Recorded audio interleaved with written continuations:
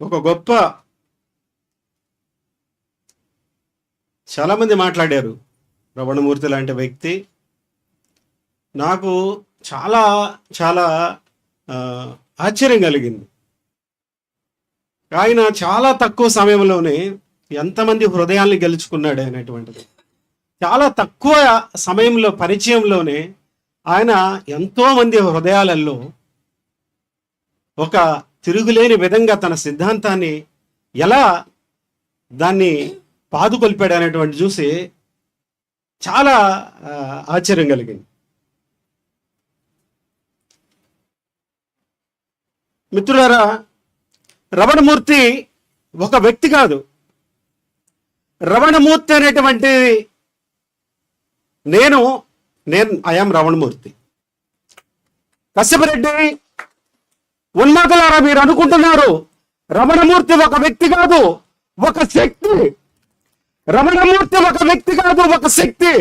తన ఆశయంతో, తన ఆలోచనతో భారతదేశం అంటే ఏంటి, దేశభక్తి అంటే ఏంటి, ఎందుకు భారతదేశంలోనే బుద్ధుడు జన్మించాడు, ఎందుకు భారతదేశంలోనే వివేకానందుడు వచ్చాడు, ఎందుకు భారతదేశంలోనే ఉపనిషత్తు ఉద్భవించింది, అసలు దేశం అంటే ఏంటి, దేశభక్తి అంటే ఏంటి, నేను భారతదేశాన్ని ఎందుకు ప్రేమిస్తాను, భారతీయుడిగా ఎందుకు గర్వపడతాను అనేటువంటి దానికి అర్థం చెప్పినటువంటి ఒక మహోన్నతమైనటువంటి వ్యక్తి రమణమూర్తి అంటే.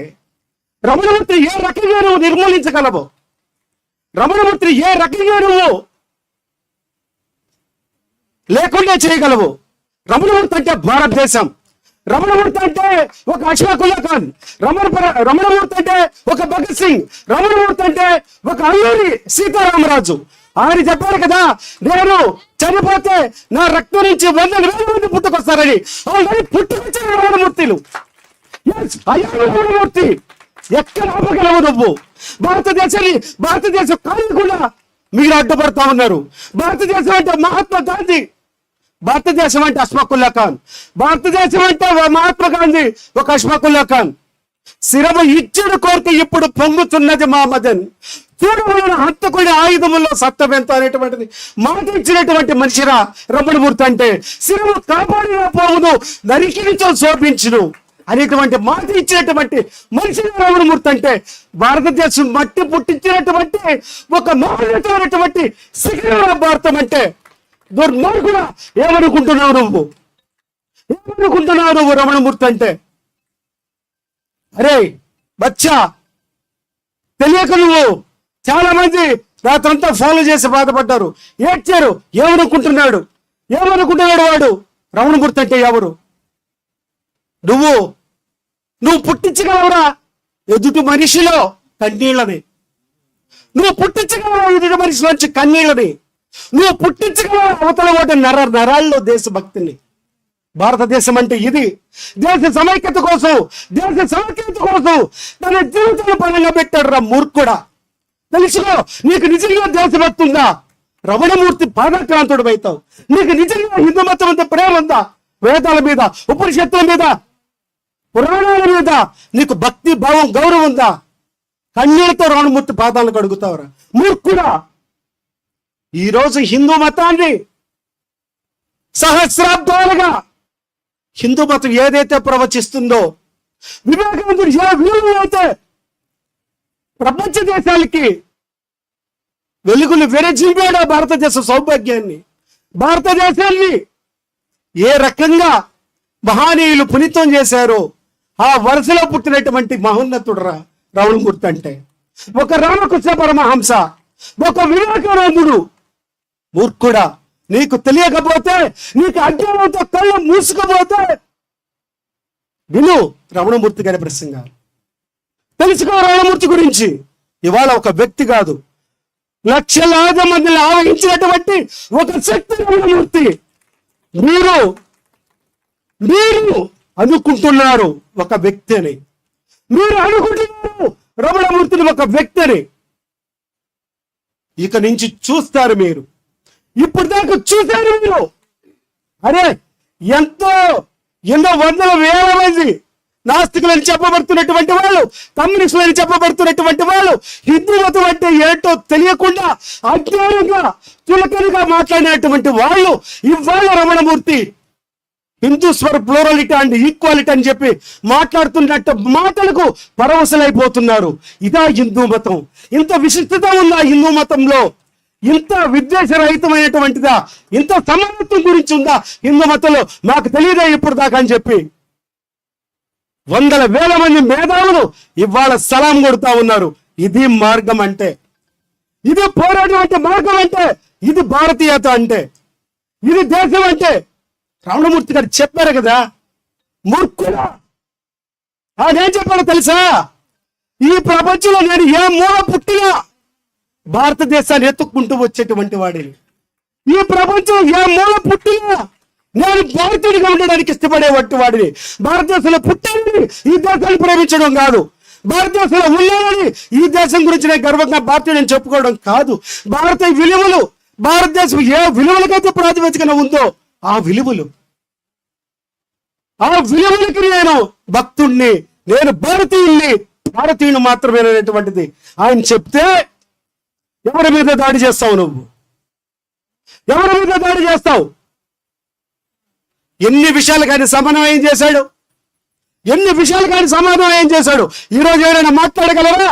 హిందూ మతంలో కులం ఉంది, హిందూ మతంలో వివక్ష ఉంది అని అంటే ఏడుంది వేదాల్లో సమానత్వం సూక్తాలు ఉన్నాయని చెప్తున్నాడు. ఉపనిషత్తులు వేదాలు ధిక్కరించాయి. హిందూ మతంలో ఒకదానికొకటి ధిక్కరించుకుంటూ ఆ పరిణామ క్రమంలో ఎన్నో అద్భుతమైనటువంటి విషయాలను ఆవిష్కరించాయి.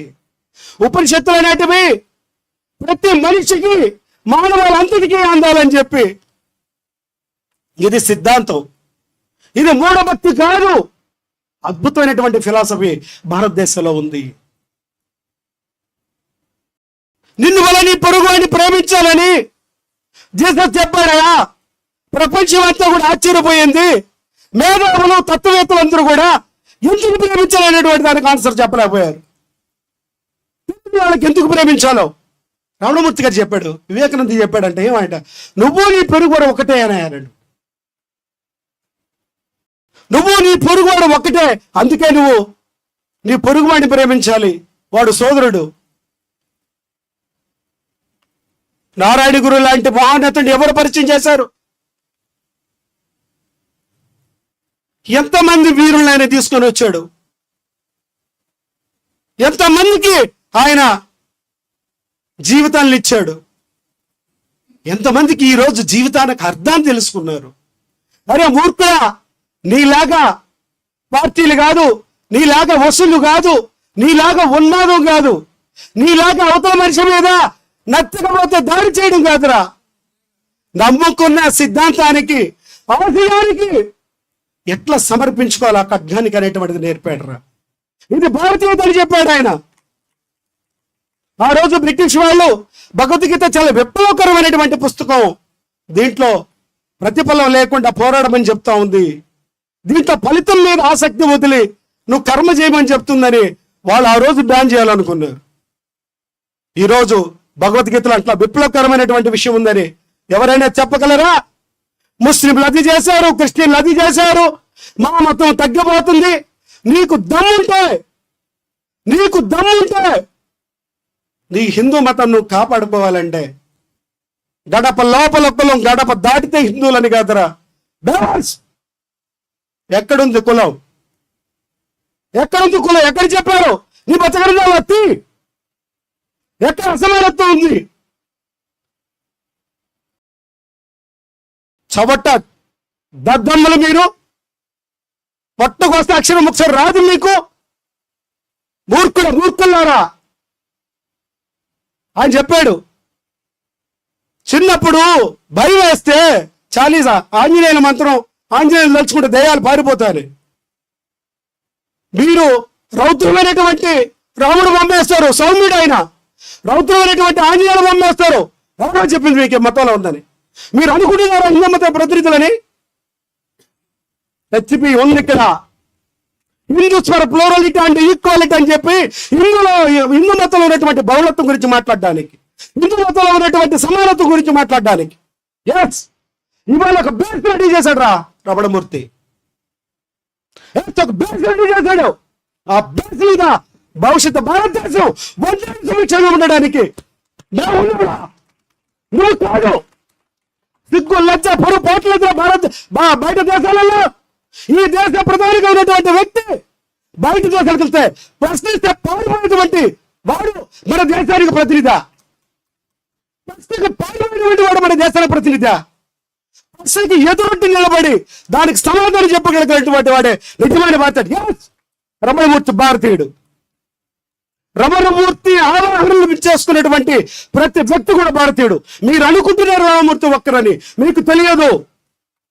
మీకు తెలియదు ఎంతటి ఎక్కడ నిబిడీకృతమై ఉన్నదో రమణమూర్తి శక్తి అనేటువంటిది. ఎవరు ఆవాహన చేసుకోలేరు. దాన్ని చూసేటువంటి దృష్టి మీకు లేదు. మేము చూపిస్తాం రాష్ట్రంలో, దేశంలో మేము చూపిస్తున్నాం. మేము చూపిస్తాం హిందూ మతం ఏంటో. మేము చూపిస్తాం వేదాల్లో ఉన్నటువంటి దమ్మేంటో, ఉపనిషత్తుల్లో ఉన్నటువంటి తత్వాలు ఏంటో. యావత్ ప్రపంచ దేశాలన్నిటికీ భారతదేశం ఏ రకంగా గురువో, ఏ రకమైనటువంటి తాత్విక పునాది, ఈ విశిష్టత ఈ మట్టిలో ఉందని రమణమూర్తి చెప్పాడు. ఎస్ భారతదేశం అంటే ఇది. అందుకే భగవద్గీతను భుజాన్ని వేసుకుని పోయాడు. ఒక విప్లవ వీరుడు ఎవరు మాట్లాడుతున్నారు? సిగ్గుందా మీకు? మరొక వీరుడు ఖురాన్ భుజాన్ని వేసుకుని పోయినాడు. వాళ్ళిద్దరు జీవితాలను ఆయన రాశాడు. భారతదేశానికి ఎంతకంటే సేవ ఎవడు చేస్తాడు? ఇది భారతీయుడి బాధ్యత కదా. ఇది కదా భారతదేశం అంటే. 100 ఏళ్ల క్రితం మాట్లాడేటువంటి వీరులు. అంతకుముందు 1000 ఏళ్ళ నుంచి ఈ స్ఫూర్తి ఈ మట్టిలో ఉంది. దేని గురించి మాట్లాడుతున్నారు మీరు? దేని గురించి మాట్లాడుతున్నారు మీరు? మతం అంటే తెలుసా మీకు?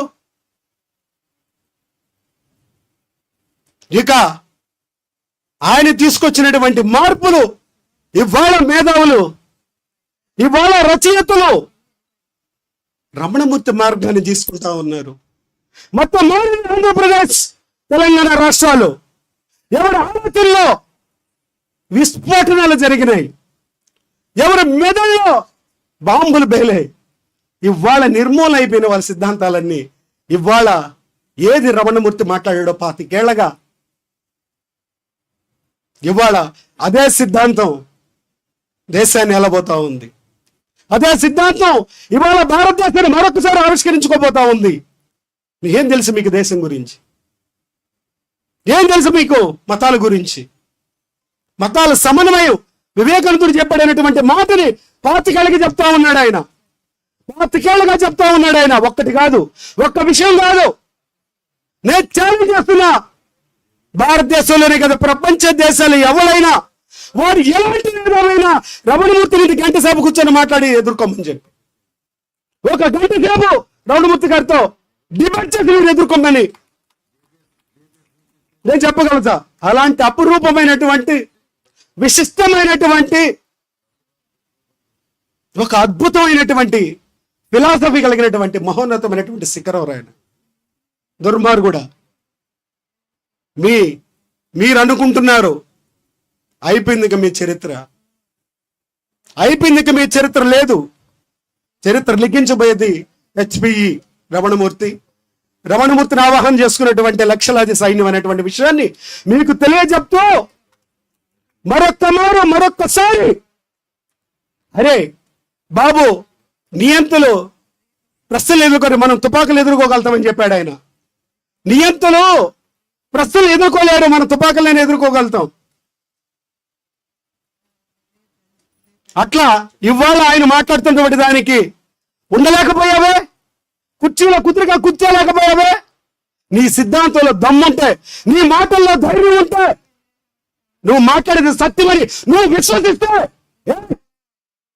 కుదురుగా చెప్పావా? మాట కదా, మాటకు మాట సమాధానం, చేతకు చేత సమాధానం ఇద్దారు చూపిస్తాం. ఎందుకంటే శిరము కాపాడుకోవడానికి కాదు ఉండేది ఇక్కడ, శిరము ఇవ్వడానికి ఉన్నాం ఇక్కడ. అర్థమైందా? జీవించే కళ, మరణించే కళ తెలిసినటువంటి వాడే కదిజ్ఞాసి. మరణించేటువంటి కళ గురించి ఉన్నాడు ఇక్కడ అవతారుడా. మరణించడానికి, తల ఇవ్వడానికి, శిరస్సు ఇవ్వడానికి సిద్ధంగా ఉన్నటువంటి మహా ఉద్యమకారులు ఉన్నారు ఇక్కడ. ఏం చేయలేవు నువ్వు, ఎందుకంటే మాకు కావాల్సింది ఏమీ లేదు. మీకు తెలియదు మేమెవరమో, తెలుసుకో అని తెలియజెప్తూ భవిష్యత్ కార్యక్రమాలకు సంబంధించి ప్రతి ఒక్కరు కూడా చాలా మంది, లెక్కలేనంతమంది వాళ్ళు రాత్రి 11, 12, 1 గంటప్పుడు కూడా ఫోన్లు చేశారు. ఫోన్లు చేసి ఏడుస్తున్నారు. నేను వాళ్ళకి రమణమూర్తి గారికి తెలియదండి, కొన్ని సమావేశాలు చూశాను, అద్భుతమైనటువంటి ప్రసంగాలండి, నా ట్రైన్ ఇప్పుడే మిస్ అయిపోయాను, నేను ఎలా రావాలి, ఎట్లా నేను రమణమూర్తి గారిని కలుసుకోవాలి, ఎంత సబ్జెక్టు మనకే తెలియదు. అంటే రమణమూర్తి ఇంతమందిని ఇన్ఫ్లుయెన్స్ చేస్తారనేటువంటి విషయము, అది తవ్వుతా ఉంటే వస్తానే ఉంది మహాసముద్రం అంతా. సో కొట్టుకుపోతావు సోదరుడా. ఎవరైతే మీరు డ్రామాలో, నాటకాలు ఎన్నో వేస్తున్నారు సోషల్ మీడియాలో, చూడట్లేదు అనుకోబాకండి, చూస్తానే ఉన్నాం. సమాధానం చెప్పగలిగేటువంటి ఆఫ్టర్ ఆల్ మీరు మాట్లాడేటువంటి మాటలు తెలుసుకోండి. ఇకనైనా నిజమైనటువంటి భారతీయుడు, ఇంతమంది మనోళ్ళు పెద్దలంతా చెప్పారు, ఇవాళ అవసరానికి దేశం రూపొందించుకునింది. ఇవాళ దేశానికి అవసరం రమణమూర్తి మాటలు, ఇవాళ దేశానికి అవసరం రమణమూర్తి. కాబట్టి ఇవాళ దేశం పుట్టించుకునింది. ఆయన పుట్టుకనేటువంటిది సాధారణమైనటువంటిది కాదు, ఆయన జీవనం అనేటువంటి సాధారణమైనటువంటిది కాదు. ఇవాళ ఎంతో మందిని మార్చినాడు. ఎంతోమంది తెలుసుకున్నారు జ్ఞానం. ఆయన కొత్తగా చెప్పింది కాదు, తెలుసుకున్నారు ఇది మార్గం అని, తెలుసుకున్నారు ఇది జీవితం అని, తెలుసుకున్నారు దీనికోసం ప్రాణాలు ఇవ్వాలని. సో ఆ మహానీయుడు జీవించినటువంటి కాలంలో నేను కూడా జీవిస్తున్నానని ఆయన పక్కనుంటున్నందుకు ఈ జీవితం ఇంతకంటే నేను సాధించాల్సింది ఏమీ లేదని అనిపిస్తుంది మిత్రులారా. సో సమర్పిత ఇవాళ ఏదో అంటారో ఆ రకంగా ఇవాళ ఏదైతే ఆయన ఆవాహన చేశారో దేశం గురించి, సమాజం గురించి, జీవితం గురించి, దానికి దాసుడనయ్యి నేను ఇవాళ చెప్తున్నాను. రమణమూర్తిని కాపాడుకోవడం అంటే దేశాన్ని కాపాడుకోవడం, రమణమూర్తిని కాపాడుకోవడం అంటే సనాతన ధర్మాన్ని కాపాడుకోవడం, రమణమూర్తిని కాపాడుకోవడం అంటే జీసస్ని కాపాడుకోవడం, రమణమూర్తిని కాపాడుకోవడం అంటే ఒక వివేకానందని కాపాడుకోవడం, రమణమూర్తిని కాపాడడం అంటే ఒక గాంధీని కాపాడుకోవడం, రమణమూర్తిని కాపాడుకోవడం అంటే హిందూ మతాన్ని కాపాడుకోవడం, అన్ని ధర్మాల్ని మనం కాపాడుకున్నాడు. సో మిత్రులందరూ కూడా మన భవిష్యత్తు కార్యక్రమానికి సంబంధించి సంసిద్ధులుగా ఉండాలని తెలియజేస్తూ ముగిస్తున్నా. జై భారత్.